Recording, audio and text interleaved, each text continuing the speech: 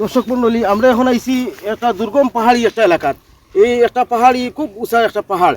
এই পাহাড় মানুষজন খুব আইতে পারে না, কারণ সবারও একটা মনের একটা ডর থাকে।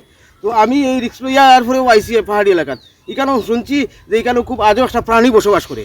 এই প্রাণীটা কেউ দেখছেন না, অনেকে চেষ্টা করছেন বারবার, কিন্তু দেখার কোনো চেষ্টা মানে বিফল হয়েছেন। এখন আমি সেই বিফল রিক্স লইয়া এখন আমি এই পাহাড়ও আইছি। আইয়া আপনাদের দেখাইতাম চাইলাম যে এই আজব প্রাণীটা আসলে কীটা জিনিসটা আসলে দেখাইতাম। অনেকে চেষ্টা করছেন, ব্যর্থ হয়েছেন, কিন্তু আমি রিক্স লইয়া আইছি তারপরেও এই আজব প্রাণীটা দেখাইবার লাগিয়া। এখন দর্শক মণ্ডলী, আপনারা আমরা আমার লোকে থাকুকা, ইনশাল্লাহ আমি অবশ্যই আপনাদের এসে আজব প্রাণীটা দেখাইবার চেষ্টা করবো, ধরাইবার।